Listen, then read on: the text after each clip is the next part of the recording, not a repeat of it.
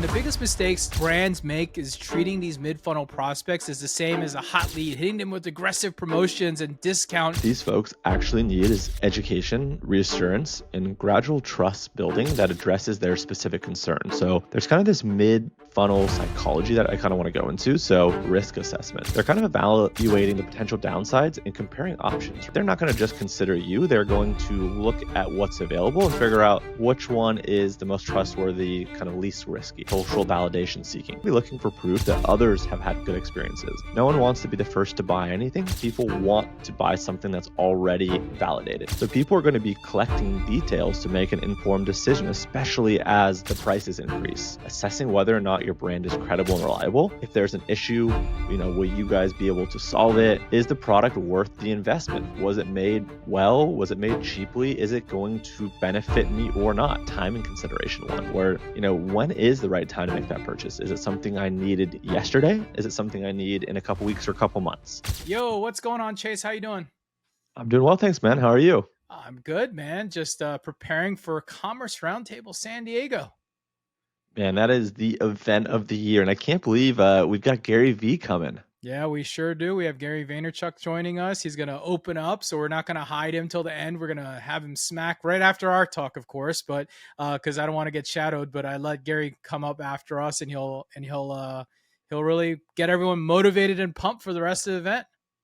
It's gonna be a good one. Hopefully, I guess you guys listening. Hopefully, we got to hang out and shake hands in person. Yeah, no, there's some EEC community members that have reached out about tickets already, and I think we're going to have a couple join us, so that should be really exciting, and hopefully we can meet someone in person. And if you're listening to this, and here's my shameless plug before we start the pod here, if you're listening to this and you are available September 22nd, 23rd for San Diego, you should come out. We've got tickets for sale. Well, I'll make sure there's like a coupon code or discount code for you in the description, so go check that out. But we've got 2 days. It's all about direct to consumer. We've got tons of stuff in e-commerce. It won't just be about retention. It'll be about top of the funnel, retail, and a little bit of everything. And of course, as you heard from Chase, Gary Vaynerchuk is one of the headliners on top of Ezra Firestone, Taylor Holiday, Chase and myself will be there. We got Ritas from Omnisend joining us. There's a lot of people that'll be on that stage. So it's going to be really exciting. A lot of good tactical, and the food will be great. So come on out. With that, Chase, let's talk mid-funnel mastery today. We're going to talk about nurturing prospects who didn't convert. This is probably one of the most important things that people forget about because it's kind of the hardest thing to deal with. So we've got a whole pod about this because people have been asking about it. So let's do this in 3, 2, 1. From the open to the click, they're the masters of the flow. Just watch your list grow and your leads turn to go. Did we retain you so far, or do we have to extend it? If you want results, you gotta send it. Yeah, you gotta send it. Yeah, you gotta send it. Yeah, you gotta send it. What is up, everyone? Welcome back to Send It, where we discuss anything and everything retention marketing, specifically in email and SMS marketing and e-commerce. My name is Jimmy Kim, and I'm here with my co-host, Chase Diamond. All right, Chase, episode 43. We are here talking about mid-funnel mastery. We're talking about nurturing prospects who did not convert immediately. I'm talking about those post opt-in, post coupon taken, those people that join your list, but they just sit around and do nothing. So today we're diving into one of the most overlooked and most crucial parts, in my opinion, of e-commerce retention marketing, nurturing prospects who didn't convert immediately from your initial offer. Listen, most brands are pretty good at attracting prospects and getting them into their funnel, but they're decent at converting ready to buy customers. But there's this massive gap in the middle where most potential customers fall through the cracks. Wouldn't you agree? Yeah, dude, exactly right. We're talking about prospects who signed up for your email list. Maybe they browsed products, but possibly even added to cart, but they didn't purchase right away. So these are not cold leads. They're very warm prospects who frankly just need more nurturing. And here's the thing, dude. Studies show that 2 to 3% of website visitors are ready to buy on their first visit. We all know that, right? That's the conversion rate. But there's 97 to 98% of your traffic that needs to be nurtured before they convert. And most brands, they just blast them with discount coupons and wonder why it's not working. That's why today we're going to break down exactly how to nurture these mid-funnel prospects through education, trust building, and strategic content that moves them closer to purchase without being pushy or salesy. But before we dive into tactics, let's start by understanding who these mid-funnel prospects are and what's happening in their minds during this crucial phase. Thoughts here? Dude, this is so important because these mid-funnel prospects are in a completely different mindset than kind of more of your top of funnel browsers or even kind of the bottom of the funnel ready to buy. Yeah, you're right. And they're interested enough to give you their contact information, but something's preventing them from purchasing. Here's like what I found as I did my research as the characteristics of a mid-funnel prospect. One, Okay. they've shown initial interest, but they haven't committed to a purchase. Or two, they may have a specific concern, objection, or hesitation about your brand or product. They often Number three would be they often are in comparison or research mode, evaluating multiple options because as much as your brand may be cool, there's probably 10 other ones that are just as cool as you are that do the same thing.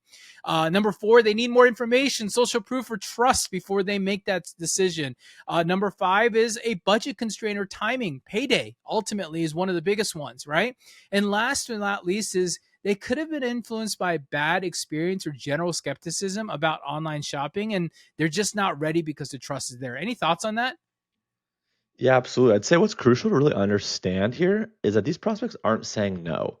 They're saying not yet or I need more information. Right, right. And the biggest mistakes brands make is treating these mid-funnel prospects as the same as a hot lead, hitting them with aggressive promotions and discount codes. What do you think you see when you think about this? What kind of psychology do you see with these users? Yeah, I'd say like what these folks actually need is education, reassurance, and gradual trust building that addresses their specific concern. So there's kind of this mid funnel psychology that I kind of want to go into. So the first one is risk assessment. So they're kind of evaluating the potential downsides and comparing options, right? They're not going to just consider you. They're going to look at what's available and figure out which one is the most trustworthy, kind of least risky. The next one is kind of the social validation seeking. So they're going to be looking for proof that others have had good experiences. No one wants to be the first to buy anything. People want to buy something that's already validated. And then the next one would be information gathering. So people are going to be collecting details to make an informed decision, especially as the prices increase. I kind of went into this before, but the next one is trust building. So assessing whether or not your brand is credible and reliable. If there's an issue, will you guys be able to solve it? Have people had good experiences? All the things we've talked about. Value justification, right? So this is the next one. Is the product worth the investment? Was it made well? Was it made cheaply? Is it going to benefit me or not? And the last one is kind of this time and consideration one where, when is the right time to make that purchase? Is it something I needed yesterday? Is it something I need in a couple weeks or a couple months? And research shows that these mid-funnel prospects, they typically need in the ballpark of 5 to 12 different touch points before they feel comfortable and ready to make a purchase. The problem is, though, most brands give up after just 2 or 3 attempts. And the touch points that work best in these mid-funnel are, as I mentioned before, educational and more trust building rather than strictly promotional. No, that nails it. And the key insight is that mid-funnel prospects want to be convinced, not sold to. They want to buy with you. They need reasons to believe your product or brand are exactly what they're looking for. And they need this nurturing to happen over time. You can't cram it all in your trust building in one email and expect an immediate conversion, which is why we're going to jump into some of these strategies that focus on these different parts. So Yeah. the first strategy is focusing on education and content sequences that are positioning your brand as a trusted expert while kind of pushing them along to address these purchase objections that you might run into. And, educational nurturing works because it provides value without asking for anything in return, which provides this goodwill and it positions your brand as a helpful one rather than being sales focused. Yeah, and it's going to allow you to address common concerns and objections in a more natural, kind of a non-confrontational, non-pushy way. So it doesn't feel like you're directly selling. And in terms of like this educational nurturing framework, there's a couple components. So the first is this problem-focused education that's going to validate their customers' challenges, right? So when you want to validate their challenges, you're going to want to be really kind of in depth in terms of explaining the problems that your product solves, right? That's number one. Then from there, you're going to want to share kind of some industry insights and trends that help build expertise and help make your case. From there, you might want to share kind of some common pitfalls and mistakes that customers should avoid. That way, they are really crystal clear. And then lastly, for this one, is kind of educational content that's going to help them make better decisions overall.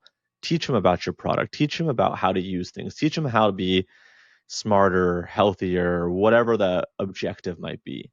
And then from there, you're going to go from the problem focused to the solution oriented, right? So you've made the problem feel really obvious and painful. Now you need to present the solution and guide people with kind of expertise driven content, right? How to guides and tutorials related to your product category. Best practice and tips for actually achieving the desired outcomes. It's one thing to say, we're going to help you get in shape, but like, how are you going to do that? What are the tips and tricks?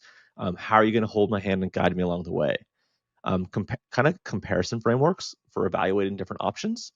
Uh, a high dose of educational content that's going to position your approach as superior, right? Really cutting edge, state of the art, tips and tricks that's just thought leaders that you have to know what you're talking about to be able to deliver.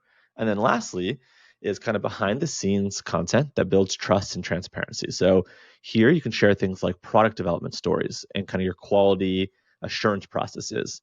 Really sharing and showcasing your team expertise and your credentials, sharing your company's values and your mission, really showing that like at the heart of what you do is X, Y, and Z reason why you care about it, right? Really making it, near and dear to your heart. And then really being transparent about your sourcing, manufacturing, or service delivery. Yeah, no, I think you're nailing it. Those are definitely the ways that you have to think about it. And what makes educational sequences particularly effective is that they create multiple opportunities to demonstrate value and expertise ultimately. Hey, it's Jimmy. Quick 15 seconds of your time because I have something fun to share. Did you know between the two of us, Chase and I, we have over 20 years of experience in email marketing? Recently, we put our minds together to create a certification program that takes all of our knowledge and share it to the world. It's called Ecom Email Certified. It's an end-to-end course certification program that's designed to take anyone, regardless if you're a newbie or an experienced marketer, founder, executive, agency marketer, or any marketing professional, to teach them everything we know about email marketing SMS. From deliverability to AI to copywriting to design to strategy, we cover it all. It's loaded with 175 modules and 25 hours of education combined with quizzes, community, all designed to educate, test, certify you to become a full-fledged email marketer for e-commerce. And so, since you're listening to this pod, we want to reward you with loyalty by giving you a coupon for $200 off this certification. Just jump over to ecomemailcertified.com, check the show notes, and now back to your pod. Dude, 100%. And instead of kind of like one promotional email that might get ignored, you're creating a series of kind of these more valuable ongoing touch points that are going to gradually build trust and authority as you go on. And then studies show that prospects who engage with educational content, they have a 47% higher LTV and 23% higher conversions than those who only receive promotional content. So a couple examples of like what this maybe educational sequence kind of could look like. So for example, let's say we're going to do like a 5-week plan. So week 1 could look like this: the complete guide to whatever category, right? So the complete guide to eating healthier, the complete guide to cooking more, the complete guide to X, Y, and Z. And you're going to want to do kind of a comprehensive overview here. Then the next week, right, you're going to want to focus on something like 5 common mistakes from whatever it is that you sell your category and how to avoid them, right? So this is really honing in on the problem identification. Again, make the problem super painful, make it obvious. And then the next week, right, these are all building blocks. We're going to show kind of behind the scenes how we create, source, and test our products. And this is all geared around building trust, right? Building trust through transparency. And then the last kind of one before we get to the week 5 is week 4 would be kind of customer success stories. How, so-and-so achieved X, Y, and Z result. And this is where we really layer in different types and formats of social proof to drive home, okay, they know the problem, they understand we're the solution, they understand why we're the best fit across the board. And here's all the glowing testimonials and reviews that support our case. And then last week, week 5 is going to be expert tips. So, hopefully now that you've felt comfortable buying, hopefully that you've bought, here's the way that you can get the most amount of value from the specific products and services that we sell. And the key here is really making sure that your educational content really is genuinely valuable rather than kind of just thinly veiled product promotion that people can Google online. No, I love that. That's a perfect little content calendar. And, prospects can tell the difference between a helpful education and sales content disguised as education. So true. And I'd say the recommendation here would be kind of the 80-20 rule. So 80% genuine value and education, and then kind of maybe a 20% or so subtle kind of product positioning. And then you really want to track engagement with the educational content. So that way you can ensure that you're actually giving valuable insights to the prospects' interest and being able to increase and improve their readiness to buy. Yeah, and the brands that do this well create educational content that prospects actually look forward to and receiving and even share with other people, which is really strong. And that leads me to the second strategy, which involves a different version of education, which is the strategically deploying social media or social proof and testimonials to address specific concerns and build confidence over time. Thoughts on that? Yeah, dude, social proof is incredibly powerful for these mid-funnel prospects in particular because they're actively seeing this validation that your product works and other people like them have had a great experience as well. And unlike top of the funnel prospects who need broad awareness, mid funnel prospects benefit from specific detailed social proof that addresses their particular concerns or use cases. If you think about it, I would say that it brings down to three different like big framework points, right? The first one is the concern specific testimonials that address common objectives. I'm talking about quality, value, customer service, long term satisfaction. These are like the things that people think about. That also leads to the number 2 point where you think about demographic based social proof, right? Age appropriate testimonies. If you're selling something for an older demographic, they want to know this works for an older person, or just like a younger demographic may want that, or maybe geographic or cultural alignment, lifestyle, or even a professional or personal contact alignment. Like anything you can do to be very demographic approaching based around who your audience is. And this is important. You need to know who your audience is that you're talking to. And the last thing really is that progressive social proof that builds momentum over time. Start with this broad satisfaction and like hone in and move specific use cases and testimonials and share details of transformations, and make sure you're concluding with good stories around community and ongoing satisfaction indicators. These are all the things that you got to think about. And that's how you kind of hone in on that social side of things.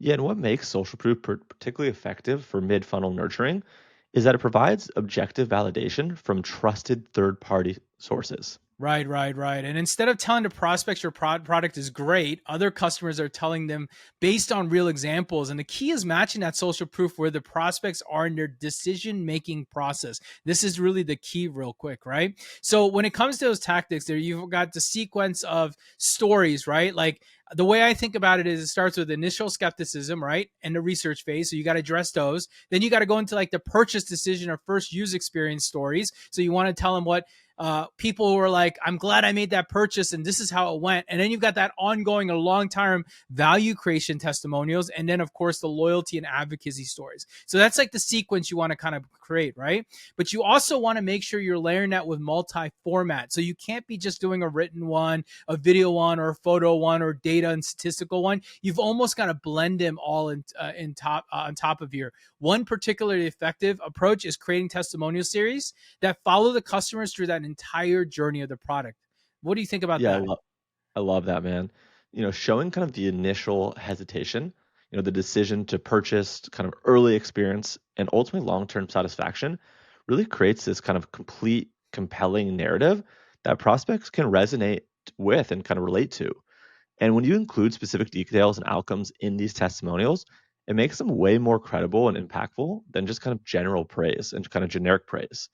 And we always recommend collecting testimonials that address the top 5 to 7 concerns or objections that you typically hear from your prospects. And research shows that specific detailed testimonials really can increase your conversion rates. And we're seeing upwards of 34% compared to kind of more just generic positive type reviews. No, that's spot on. And I'm not surprised by those numbers because if you can strategically align your social reviews and deliver them to a person, you could almost tell a story without them even knowing the story was happening. All right. So our third strategy focuses on demonstrating value and helping prospects justify the ROI of their potential purchase over time, because everything's got an ROI at some level or another. This is crucial because many mid-funnel prospects understand that they have a problem. They believe that your product might solve it, but they need help justifying their investment in themselves and others. Chase, what are your thoughts around that? Yeah, the value justification piece, it often really requires multiple touch points because prospects need to see the entire picture of benefits, not just the immediate kind of features presented. So in terms of like this value demonstration framework, you need to run kind of this cost benefit analysis that's going to show this clear ROI. So, what are the direct savings and efficiency improvements that you are solving for? What are the time saving calculations and productivity gains that someone could have? What's the opportunity cost analysis of not taking action? That's a really interesting one. And then the long term value and kind of the cumulative benefits of the kind of demonstration that you want to display. And then from there, right, being able to compare your positioning that highlights your unique advantages in the market is a really great way to approach it. So you could do things like, a feature by feature comparison with alternatives, quality and durability advantages over the cheaper options. So especially if you're more expensive, use that as a benefit, not a diss. Showing the service and support advantages over competitors, right? That you go above and beyond, you replace things, 24/7 support, whatever those might be, just kind of stack that. And then essentially, what's the total cost of ownership analysis, including kind of any ongoing benefits and perks that you may offer in the forms of a community or et cetera. And what are the success metrics and kind of the outcome tracking? So, what are the specific measurable results from existing customers? What are the industry benchmarks and performance standards, and how do you kind of meet those or kind of beat those? And then, what are the progress tracking tools and measurement frameworks that you guys can use to show this success? And ultimately, kind of showing kind of story timelines and milestone achievements that's happening. No, that makes a lot of sense. And, what I'm hearing from this is that value demonstration, particularly, is effective, is that it addresses both like the logical and an emotional aspect of the purchase decision. Hey there, it's Chase, and I hope you're enjoying the pod so far. I want to quickly talk to you about one of our sponsors. And yes, sales tax, I know no one wants to hear this. However, if you are selling online, you're probably spending way too much time, money, and stress on something that needs to be automated. Enter Kintsugi. They're named after the Japanese art of turning bro pottery into something beautiful and resilient. And that's exactly what they do for your tax chaos. Their AI monitors, files, and optimizes your sales tax automatically across all states and jurisdictions. We're talking about saving you some serious time. Their average customer saves 9 hours every single month. That's over 100 hours a year that you're going to get back to focus on actually growing your business. And here's where it gets really good. No longer will you have to have expensive tax professionals that eat into your profits. Kintsugi's AI handles compliance with a 98.3% reduction in errors. That's practically bulletproof accuracy. And they have many one-click integrations with your existing systems. That means the setup is painless, and their white glove support team has your back every step of the way. Sales tax headaches? Consider them eliminated forever. And it's for e-commerce, SaaS, and even agencies. Really, anyone that pays a sales tax needs this, and they need Kintsugi. And we have a very, very special offer for you. So if you mention myself and Jimmy, you'll get 3 months completely free. That's 3 months of automated tax filing, perfect compliance, and getting your life back. Visit trykintsugi.com and mention Jimmy and myself for your 3-month head start. Yep, you're providing that rational kind of justification prospects need while also helping them envision the positive outcomes that they're going to experience. And studies show that prospects who receive value-focused nurturing content have 56% higher AOVs and are 43% more likely to become repeat customers. So in terms of kind of these value demonstration examples, right, it could be as simple as an ROI calculator email that just shows your kind of personalized savings projections. It could be something like a case study that's going to show specific customer outcomes and kind of the metrics associated with them. Any kind of comparison guides that position your product advantageously. Obviously, don't bash competitors unnecessarily, but you obviously want to show yourself as kind of the hero or the kind of the winner.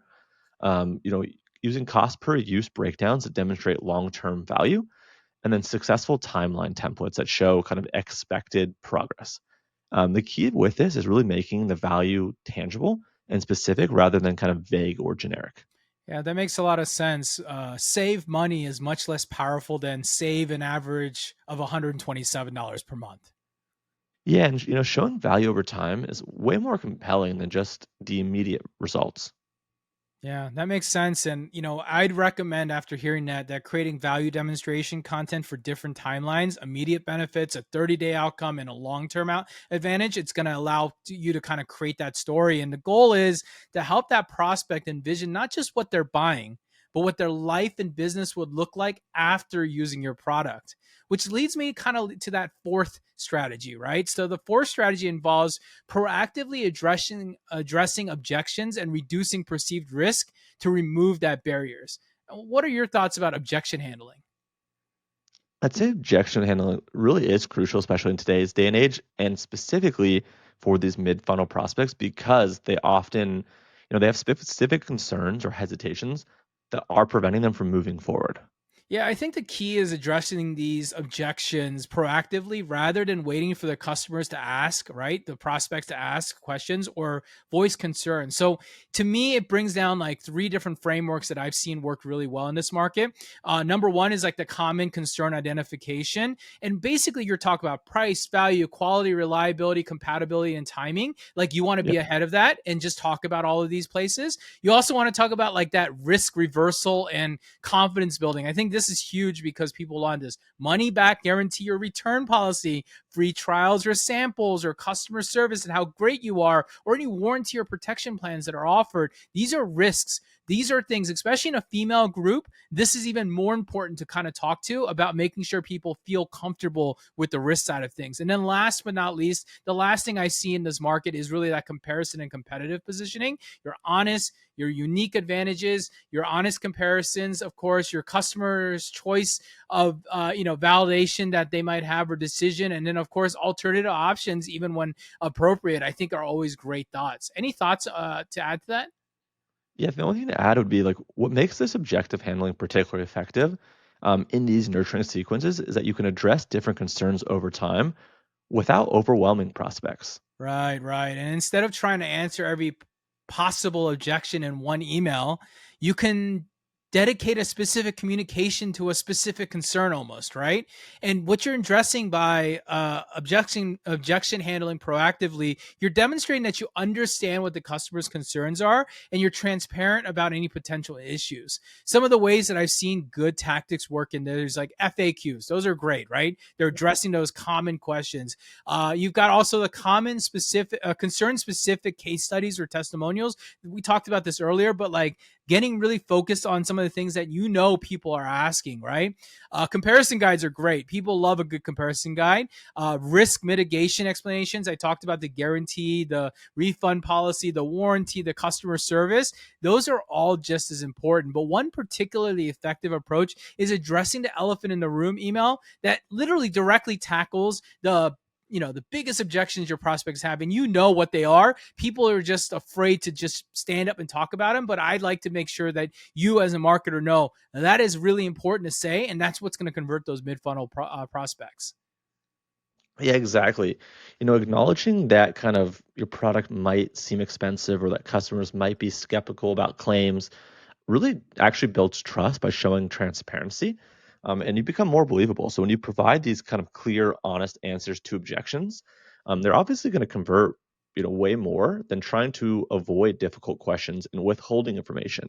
So we always recommend, surveying prospects who don't convert to understand their specific objections, and then you can create this nurturing content that's going to address and answer those before people potentially even have them. And research shows that being proactive with this kind of objective handling style can increase your conversion rates by 29% and is going to reduce the sales cycle length by around 18%. That's crazy. All these little things, if you think about it, all these reducing friction, adding, this, adding that, it all adds up really fast. It's all incremental when you think about a lot of this stuff, which leads me to the fifth strategy. And I think this is kind of an interesting one because, in my opinion, as time goes on from the day that that prospect did not purchase and we lose him, you're almost going into a strategic re-engagement tactic and timing optimization really to reach those prospects when they're most likely receptive. So timing is crucial for mid-funnel prospects because their readiness to purchase can change based on external factors like life, job, whatever it might be, and simply having more time to consider the decision ultimately. What are your thoughts on re-engagement? Yeah, dude, re-engagement allows you to recapture attention for prospects, and kind of from prospects who maybe they got distracted or just overwhelmed during kind of the initial nurturing sequence. So, in terms of re-engaging kind of these folks kind of strategically, the framework kind of goes as follows. Number one is you're going to have kind of behavioral trigger optimization for timely outreach.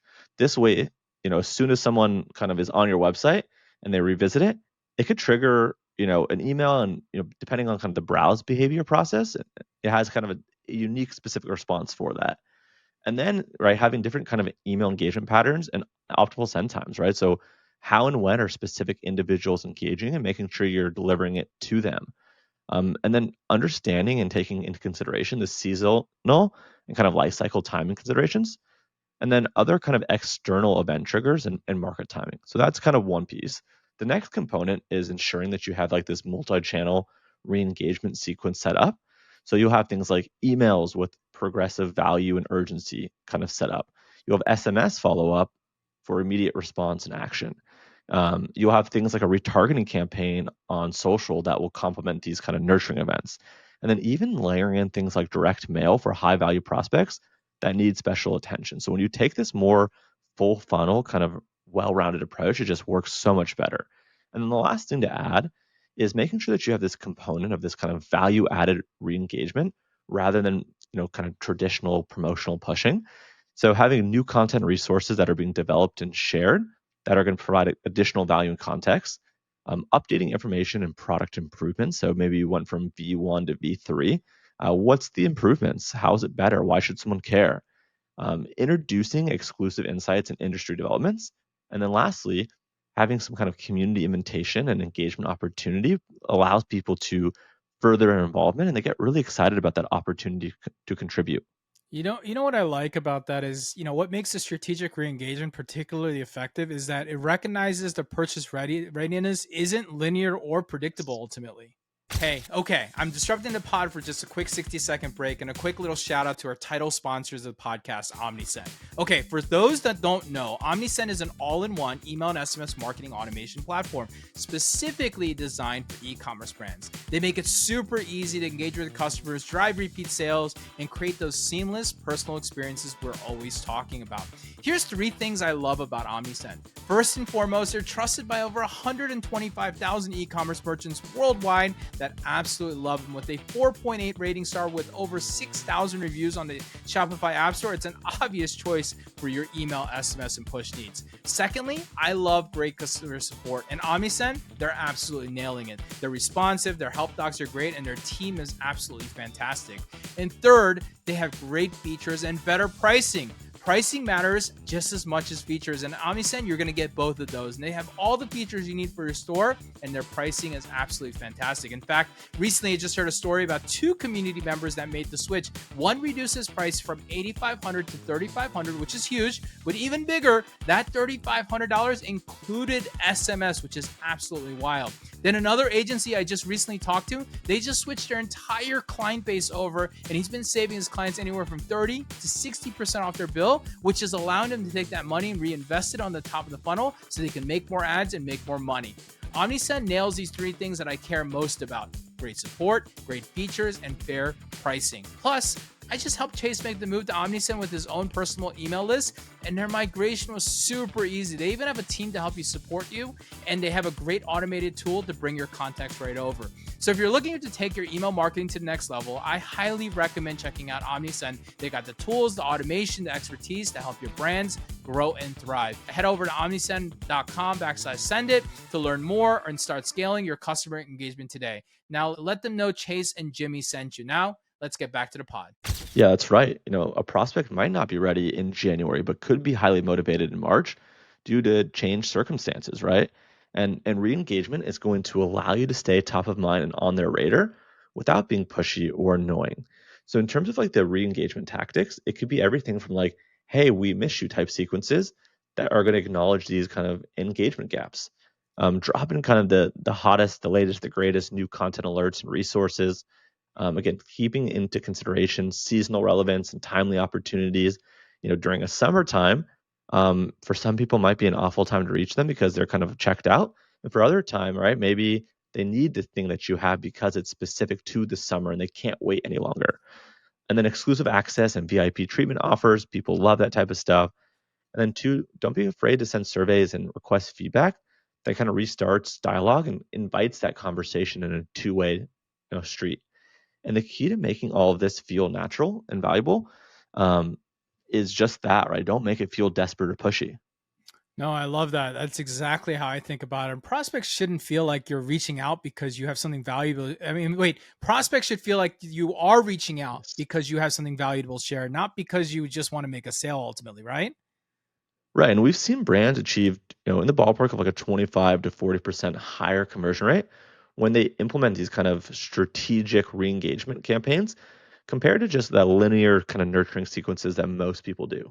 And I bet the lifetime value of re-engaged customers is probably higher because they've gone thoroughly through the education of your value proposition ultimately.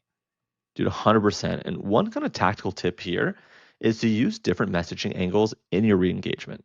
So if educational content didn't work initially, try social proof or try more value demonstration type content. No, I love that. All right, let's wrap this thing up because I want to make sure that we kind of summarize the key strategies for successful nurturing as we kind of finish this thing pod. Chase, what's your biggest takeaway here? I'd say, I mean, obviously there's a lot. I think the most important takeaway I can think of is that these, mid-funnel prospects, they do need a completely differentiated approach than your really hot leads or your really cold traffic, right? These folks, more often than not, need education, trust building, and frankly, just some patience. Yeah, I totally agree with that. And the goal isn't to convince them to buy right away, but to stay connected. I think that's the key. Stay connected while they are making their decision, but be there when you're ready ultimately. So, the key takeaways from today when we kind of nailed all the different tops. So, number one, we talked about mid funnel prospects. They need education, trust building, not aggressive promotion. That's like number one. Number two is the educational content sequences position your brand as a helpful expert. That was great. We also talked about social proof, addresses specific concerns and builds confidence over time. We had the value demonstration that helps prospects justify their investment to themselves and to others. And then, of course, the last thing and the fourth thing, I guess it would be proactive objections handling, removing barriers, and building transparency. Basically, getting in front of them before they even question it. And last but not least, we talked about the whole strategic re-engagement, which captures the prospects at the right time. I think that's really important. And look, the proper measurement focuses on quality metrics and long-term value, not just immediate conversions. Yeah, and remember that mid-funnel nurturing is a long-term investment. The prospects that you nurture today, they might not convert for weeks or potentially even months, but Yeah. when they do, they'll often become one of your most valuable customer segments. And I think the key here is being patient ultimately and consistent while providing genuine value throughout your nurturing process. That's probably where people really miss. They just do the 1-2 nurture and then they move on. Where in a lot of if you look at other industries, Chase, non-ecom, like the digital or the education space, they nurture you for 30, 45, 60 days ultimately. Yes, and for listeners just getting started with this mid-funnel nurturing, I'd recommend beginning with educational content sequences because they're relatively easy to create and they provide really clear, interesting value to prospects up front. Yeah, and you're right. You don't want to try to implement all these strategies at once. Start with one approach and measure the results, and gradually add another nurturing tactic, and so forth. Yeah, and the brands that master this mid-funnel nurturing do create kind of sustainable competitive advantages because they're converting prospects that their competitors are going to give up on. Yeah, no, you're right. And that's why you're listening to this pod. You're already getting a competitive edge here, and we're giving you more of a competitive edge as we go through that. So, with that, that is episode 43 Mid Funnel Mastery, Nurturing Prospects Who Didn't Convert Immediately. If you enjoyed this pod, first things first, if you let's like, follow, like, comment, subscribe, tell a friend, repost. We've been seeing a lot of love on social media lately on people saying, I listen to Send It and so forth. And it's always nice to hear because we like to know that we're not just talking into empty space. And you can follow this show on X, LinkedIn, YouTube, IG, and TikTok, etc. And there's a few ways to connect with us. Number one, of course, if you enjoy us, we just put up a brand new 12 brand breakdown on ecomemailmarketer.com. It's completely free to download. It subscribes you to our newsletter. Go get it. It's free.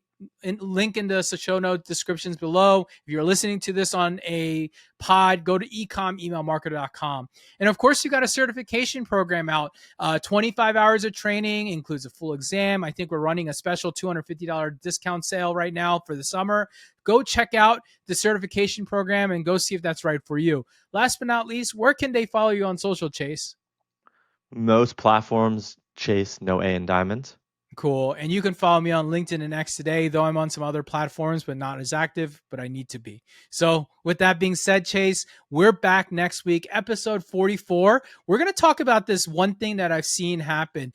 People who don't change their strategy over time as their business continues to grow. So we're doing an episode all around how do you start adapting your email and SMS as your brand grows and scales. We want to talk about that because what worked today doesn't always work tomorrow, and works tomorrow doesn't always work the next day. I want you to focus on getting there. So with that being said, Chase, great to see you as always, and we'll see you next week.